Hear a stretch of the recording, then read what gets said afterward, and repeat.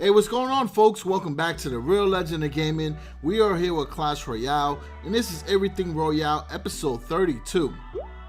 And in this video, we're gonna go over a new deck, which I think is the best of both worlds. This deck takes advantage of the current meta, and it also counters it as well.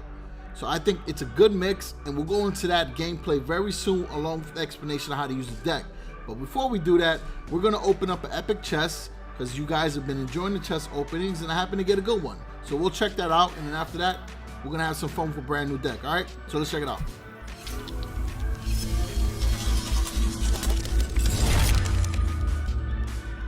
All right, so this chest has a cannon card, 5 mirrors, 6 skeleton armies, and 8 golems. Let's go. Now that's a nice epic chest. All right, so let's go into the deck, folks.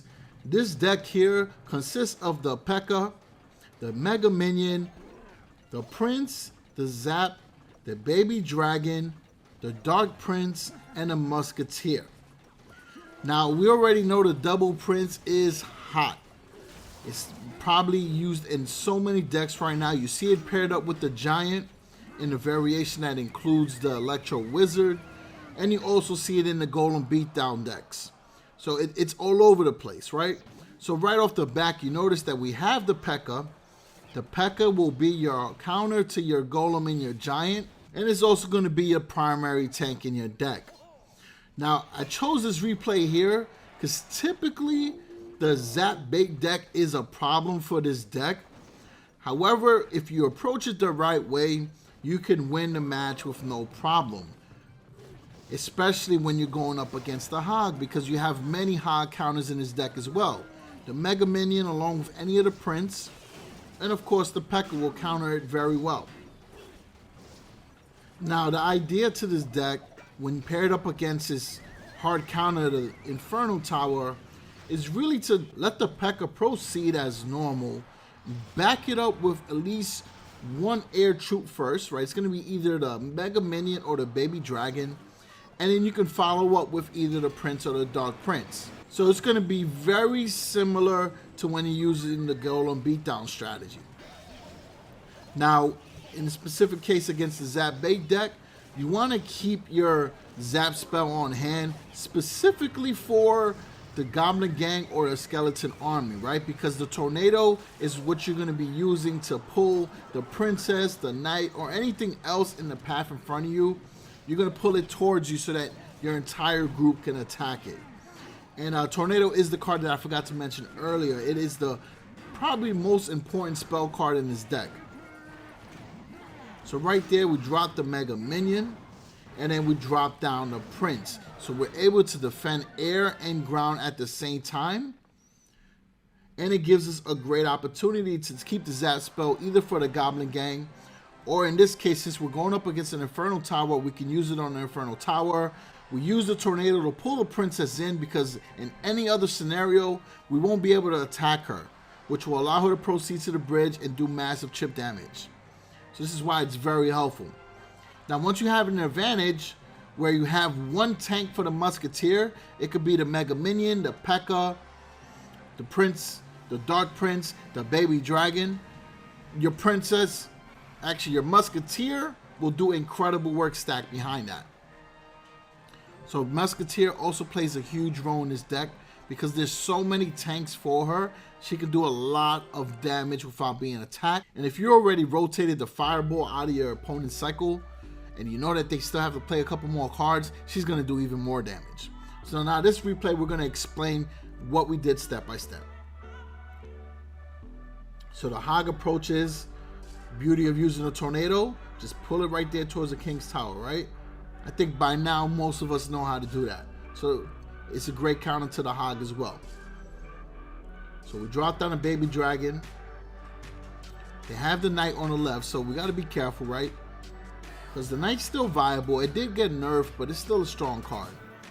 So the Baby Dragon is going to melt away at those skellies, do some damage to the tower. We're going to zap those minions over there and distract them with the Mega Minion. And then both towers will be able to hit the Knight since we activated it with the pull of the Hog Rider.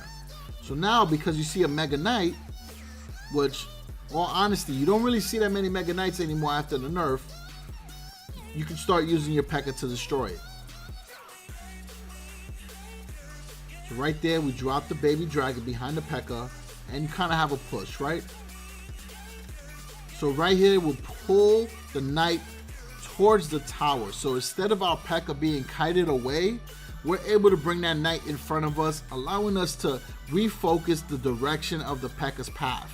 And right there, 1 shot, 2 shot, and that works out pretty good, right? Anytime you can get at least 1 hit with that Pekka, you're looking mighty good. So there they go with the Hog Rider on the left-hand side with the Witch. We'll use the Mega Minion, and notice we dropped the Musketeer on a slant on the side where we need to do damage, so she's able to attack with her range. Her range is incredible, and that is why she is my favorite card. And obviously you could tell that because I have a max Musketeer. I only have 2 max cards, just for the record. And one was the Knight, ripped with that nerf, right? So there goes the Knight. We got a Pekka and a baby dragon on the left, so we can now focus on defense on the right hand side. We're gonna pull everything over towards the middle so that we can start attacking, and it also allows our Dark Prince to chase that Hog Rider, which gives us a great advantage on the left side because we got a Mega Minion, baby dragon, and a Pekka, and our Dark Prince just swerved the right hand side. We back up with the Musketeer because remember, any tank for the Musketeer is gonna work.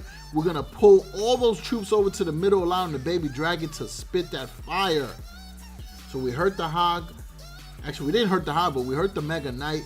We hurt the Prince, the Witch, and then the Hog Rider obviously wasn't able to do damage because we won that match. So there you go, folks. We showed you one replay where I just explained to you the ideas and principles of using the deck, and in the second highlight we walk you through the process. All right, so other than that, folks, I do appreciate all the support on our channel. We're so close to 1,000 subs, man. This is insane. Plus all the support you guys are showing me on Twitter. Remember, if you get a cool chest opening or if you got a deck that you want me to feature on the channel, just tag me a screenshot on Twitter and we'll talk. We'll figure it out, right? We want to have some community involvement because DRL Nation is what it is.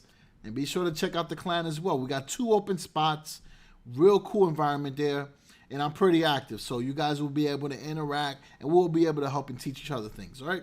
So other than that, if you do appreciate the video, slap that like button so I know that you enjoy these Clash Royale deck videos, and subscribe for more Clash Royale, Arena of Valor, and Fortnite.